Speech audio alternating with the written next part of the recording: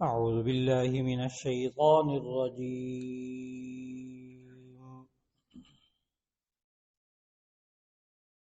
بسم الله الرحمن الرحيم.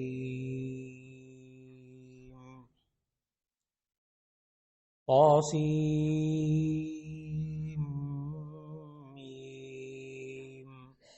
تلك آيات الكتاب المبين.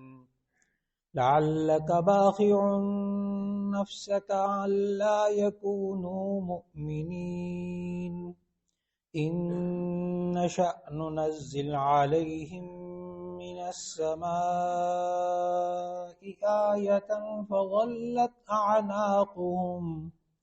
فظلت أعناقهم لها خاضعين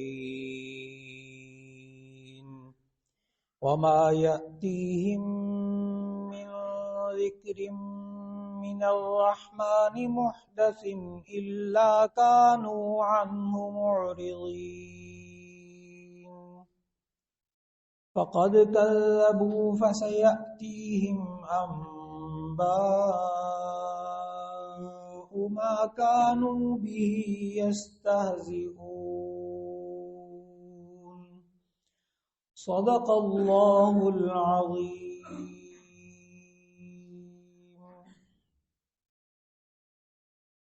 اللہ رب العزت نے آج ہمیں قرآن مجید کی 26ویں سورت کے درس کے آغاز کی توفیق عطا فرمائی.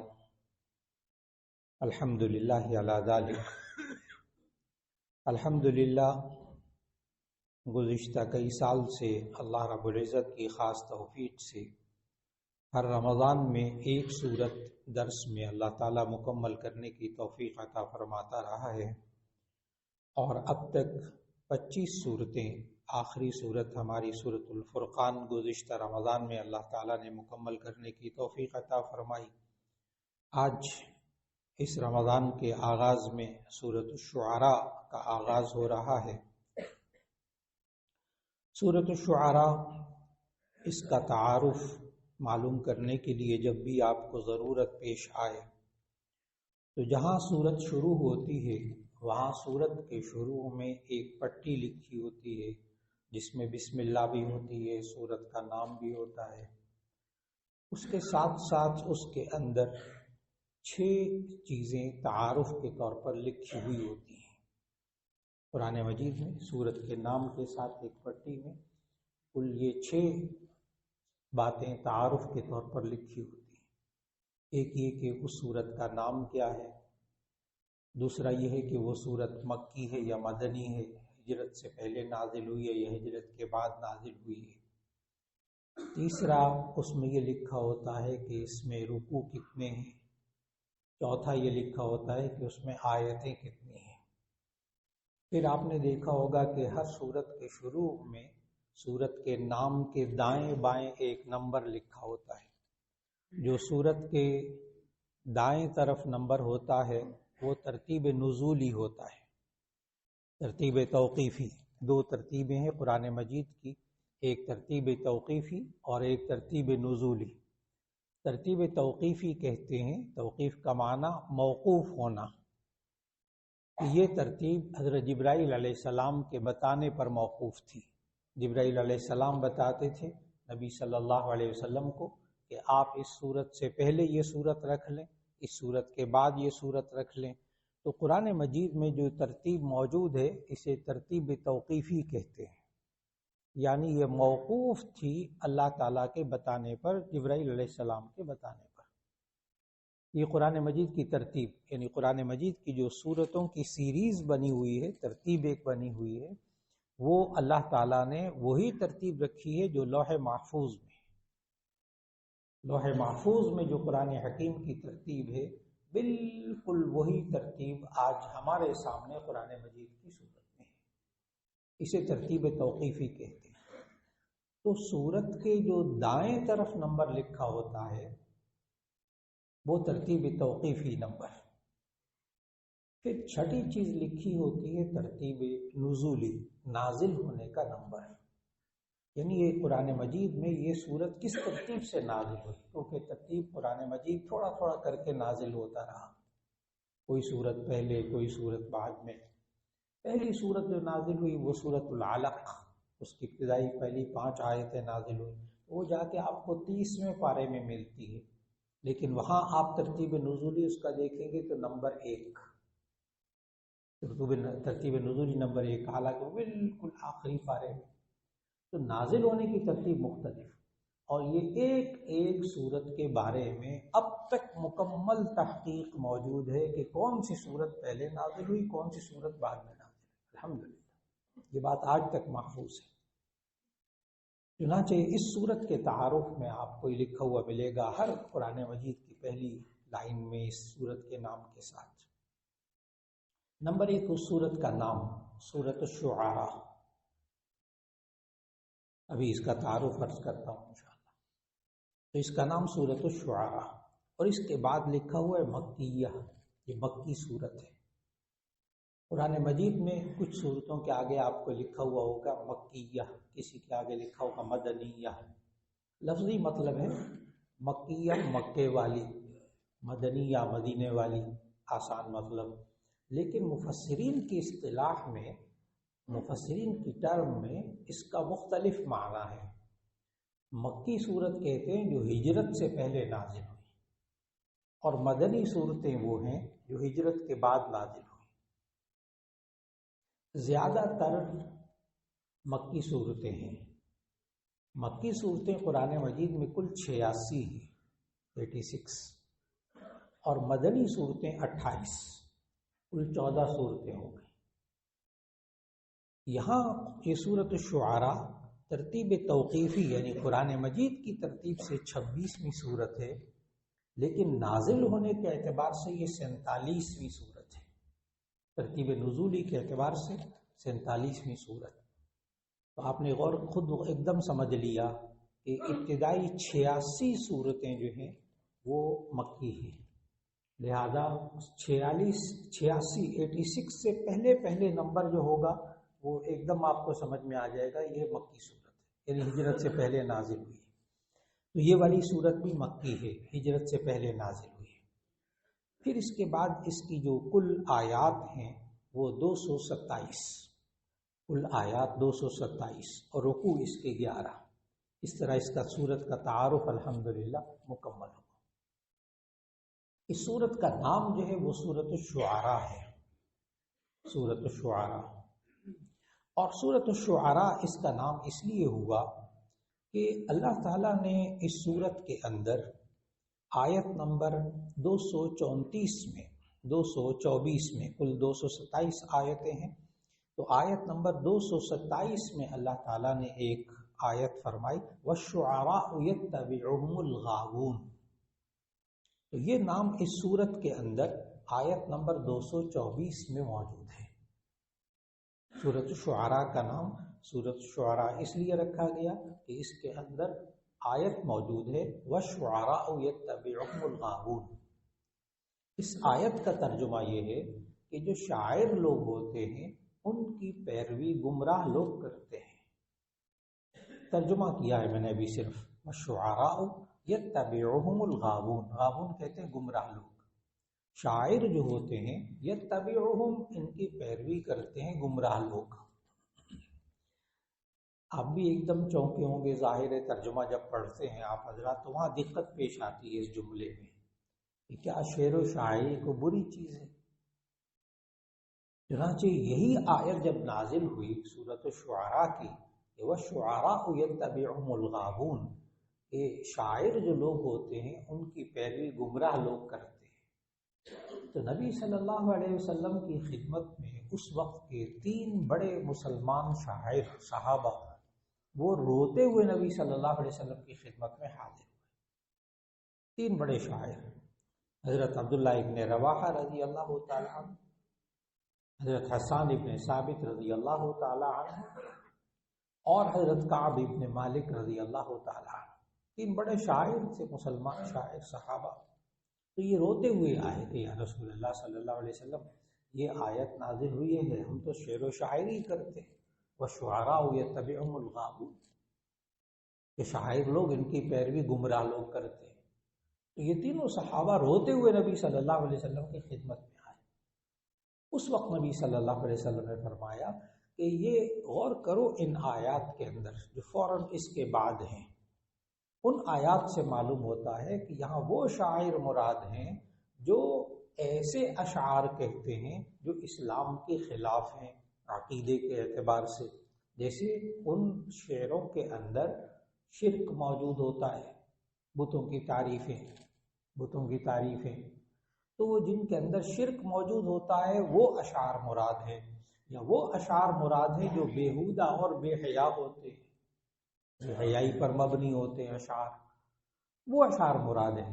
آپ لوگ مراد نہیں ہو، آپ لوگ شاعر جو اچھے اشعار کہتے ہیں، جن کا مفہوم اچھا ہوتا ہے، جن کا مطلب اچھا ہوتا ہے، وہ اشعار برے نہیں ہوتے، اور وہ شعر آپ لوگ کہتے ہو۔ تب ان صحابہ کو تسلی ہوئی۔ تو اس آیت کو بھی فوراً سمجھ لینا چاہیے کہ قرآن مجید میں جب آپ ترجمہ پڑھتے ہیں سورۃ الشعراء کی اس آیت کا، وَالشُّعَرَاءُ يَتَّبِعُهُمُ الْغَاوُونَ، اس کا مطلب کیا ہے کہ شاعر لوگ ان کی پیروی گمراہ لوگ کرتے ہیں۔ لیکن آپ سورہ یاسین کی آیت نمبر 69 کی جب تلاوت کریں گے تو وہاں جا کر بھی آپ کو ایک ذہن میں بات آئے گی، وہ بھی شعر و شاعری سے متعلق ہے۔ اس سورہ یاسین کی آیت آپ ایک پڑھتے ہیں، وَمَا عَلَّمْنَاهُ الشِّعْرَ وَمَا يَنبَغِي لَهُ، مَا عَلَّمْنَاهُ الشِّعْرَ وَمَا يَنبَغِي لَهُ إِنْ هُوَ إِلَّا ذِكْرٌ وَقُرْآنٌ مُبِينٌ۔ یہ آیت نبی صلی اللہ علیہ وسلم کے بارے میں ہے، مَا عَلَّمْنَاهُ الشِّعْرَ وَمَا يَنبَغِي لَهُ، اس کا ترجمہ یہ ہے ہم نے آخری نبی حضرت محمد مصطفیٰ صلی اللہ علیہ وسلم کو شعر نہیں سکھایا، ما علمناہ الشعر، ہم نے ان کو اشعار نہیں سکھائے، یعنی نبی صلی اللہ علیہ وسلم، وما ینبغی لہ، اور یہ ان کے شان کے مناسب بھی نہیں کہ وہ شعر کہیں، ما ینبغی لہ، ان کی شان کے مناسب بھی نہیں ہے، ان هو الا ذکر و قرآن مبین، یہ تو قرآن اللہ کا ذکر ہے اور کھلی کتاب ہے جو اللہ نے نازل کی۔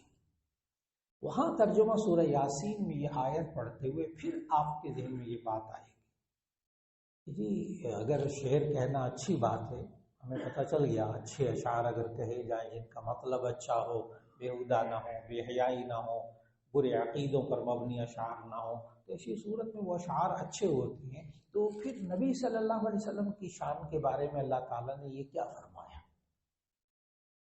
کہ وما علمناہ الشعر، ہم نے تو آخری نبی صلی اللہ علیہ وسلم کو شعر کہنا نہیں سکھایا، وما ینبغی لہ، اور ان کی شان کے بھی مناسب نہیں تھا۔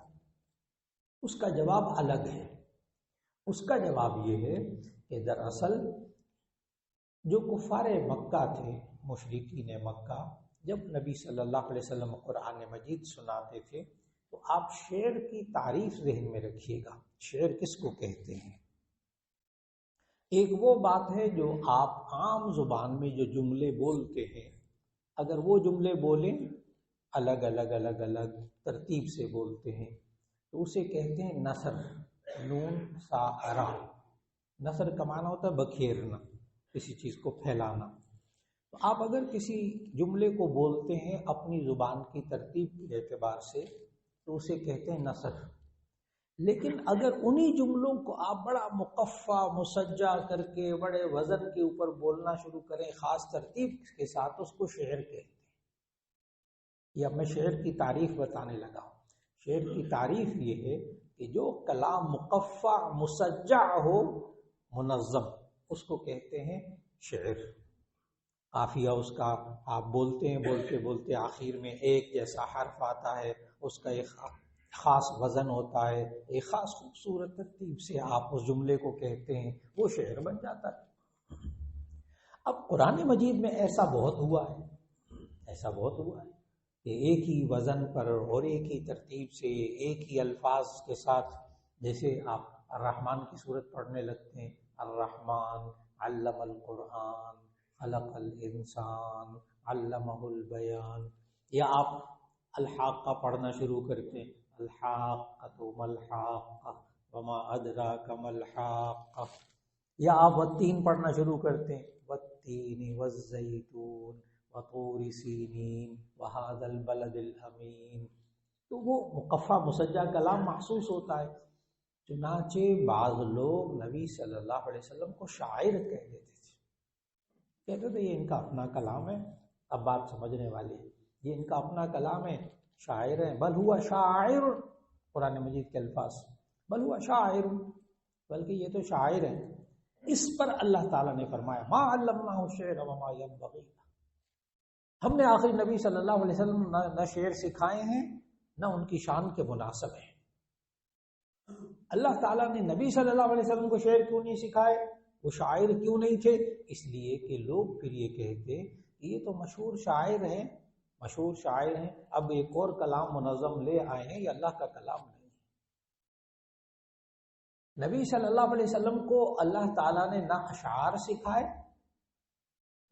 نہ لکھنا پڑھنا سکھایا، یہ بھی قرآن مجید میں، یہ بھی قرآن مجید میں، لا تخطه بیمینک اذا لارتاب المبطلون، لا تخطه بیمینک اذا لارتاب المبطلون، نبی صلی اللہ علیہ وسلم اپنے ہاتھ سے لکھتے بھی نہیں تھے کہ شک کرنے والے شک کرتے کہ یہ تو لکھنے پڑھنے والے آدمی یہ قرآن لکھ کر لے آتے ہیں، کہتے ہیں اللہ کی طرف سے آیا ہے۔ نبی صلی اللہ علیہ وسلم کو اللہ تعالیٰ نے امی بنایا، امی، النبی الامی، یہ قرآن مجید کے الفاظ۔ امی کا ترجمہ بعض لوگ کر دیتے ہیں ان پڑھ، یہ ذرا اس میں محتاط رہنا چاہیے، محتاط رہنا چاہیے۔ ہمارے معاشرے میں ان پڑھ جو ہے نا وہ جاہل کو کہتے ہیں، نعوذ باللہ من ذالک، ان پڑھ جاہل کو کہتے ہیں۔ امی کا معنی، امی کی ضد ہے قاری، لکھنے پڑھنے والا، اس کو قاری کہتے ہیں، پڑھنے والا، اور امی کہتے ہیں جو لکھا ہوا پڑھ نہ سکے، اس کو کہتے ہیں امی۔ اور جاہل جو ہے نا وہ ضد ہے عالم کی، جاہل ضد ہے عالم کی۔ نبی صلی اللہ علیہ وسلم کے لیے عالم یا جاہل، تو جواب ہوگا عالم، جواب ہوگا عالم، اور قاری یا امی تو اس کا جواب ہوگا امی۔ اس لیے امی کا معنی نہ لکھنے پڑھنے والا، امی کا مطلب نہ لکھنے پڑھنے والا۔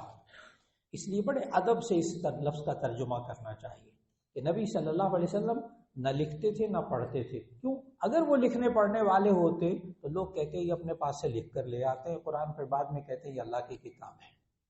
تو یہ نبی صلی اللہ علیہ وسلم کا معجزہ کہ نبی صلی اللہ علیہ وسلم نہ شاعر تھے، نہ لکھتے تھے، نہ پڑھتے تھے، لیکن اس کے باوجود ایسا کلام کہتے تھے کہ بڑے بڑے شاعر اس طرح کا کلام نہیں کر سکتے تھے۔ یہ ہے معجزہ۔ چنانچہ اس وقت کے بڑے بڑے شاعر نبی صلی اللہ علیہ وسلم جی بھی کلام پیش کرتے تھے، بہت بڑے بڑے شاعر اس کی طرح کا کلام پیش کرنے کی کوشش کرتے تھے۔ سورۃ الفیل، سورۃ الفیل اس طرح کا کلام بنا گیا، طرح کیف فعل ربک باصحاب الفیل، روایات میں موجود، شاعر کلام بنا کر لے کر آئے اللہ تعالیٰ نے۔ اور پھر پتہ شاعر خود سمجھتا ہے، جو بندہ جس فیلڈ کا ہوتا ہے نا وہ سمجھتا ہے کہ یہ کلام یہ والا ہے کہ نہیں۔ چنانچہ بہت بڑے بڑے شاعر اس وقت قرآن کے مقابلے میں کلام کہتے تھے اور خود پھاڑ دیتے تھے کہ یہ نہیں، ہمارا کلام اس پائے کا نہیں ہے۔ یہ ہے قرآن مجید کا اعجاز۔ تو میں عرض کر رہا تھا سورۃ الشعراء کا تعارف، کہ سورۃ الشعراء، اس کا نام سورۃ الشعراء اس لیے رکھا گیا کہ اس کی 224 نمبر آیت میں اللہ نے فرمایا بالکل آخر میں کہ یہ وَالشُّعَرَاءُ يَتَّبِعُهُمُ الْغَاوُونَ، کہ جو شاعر لوگ ہوتے ہیں ان کی پیروی گمراہ لوگ کرتے ہیں۔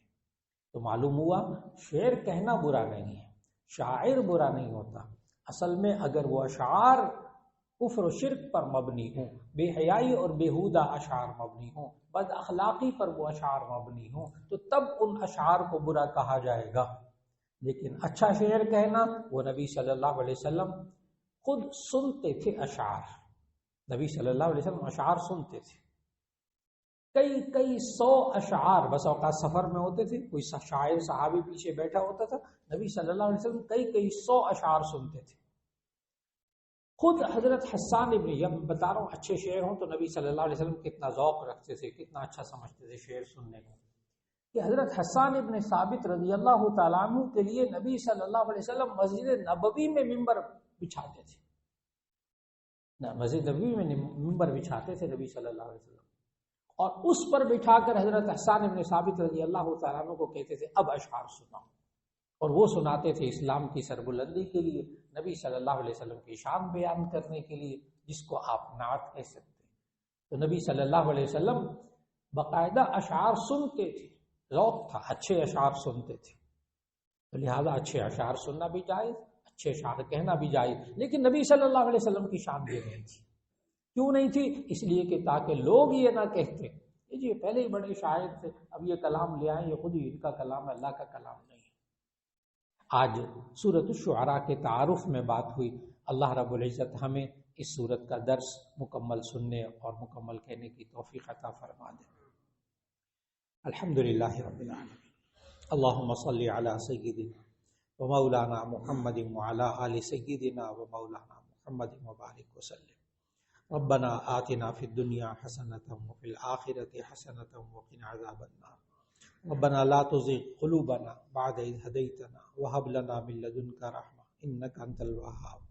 یا اللہ یہ رمضان المبارک شروع ہوا ہے، یا اللہ اس کی برکتیں عطا فرما، رحمتیں عطا فرما، یا اللہ خیر کے ساتھ، صحت کے ساتھ، عافیت کے ساتھ روزے رکھنے کی توفیق عطا فرما، نماز پابندی سے 5 وقت پڑھنے کی توفیق عطا فرما، تراویح یا اللہ ادا کرنے کی توفیق عطا فرما، یا اللہ رمضان میں قرآن حکیم کی خوب تلاوت کی توفیق عطا فرما، اس کو سمجھنے کی توفیق عطا فرما، اس پر عمل کرنے کی توفیق عطا فرما، اس قرآن حکیم کے پیغام کو دوسروں تک پہنچانے کی توفیق عطا فرما۔ یا اللہ یہ دعا کی قبولیت کے اوقات ہیں، یا اللہ ایک ایک کی دعا کو قبول فرما، یا اللہ جو بیمار ہیں سب کو شفا نصیب فرما، جو پریشان حال ان کی پریشانیوں کو دور فرما، یا اللہ جو بچے امتحان دے رہے ہیں فکر مند ہیں، یا اللہ ایک ایک کو کامیابی نصیب فرما، اور یا اللہ جتنے حاضرین موجود ہیں دلوں میں دعائیں ہیں سب کی دعاؤں کو قبول فرما۔ یا اللہ ہمارے جو نمازی احباب دوست عزیز و اقارب گزشتہ رمضان میں موجود تھے اب ہمارے درمیان موجود نہیں ہیں، اللہ کو پیارے ہو گئے، اللہ ایک ایک کی مغفرت فرما، ایک ایک کے درجات بلند فرما، یا اللہ ہم سب کو بھی فکر آخرت نصیب فرما۔ وصلی اللہ تعالی علی خیر خلقہ محمد وآلہ واصحابہ اجمعین برحمتک یا ارحم الراحمین۔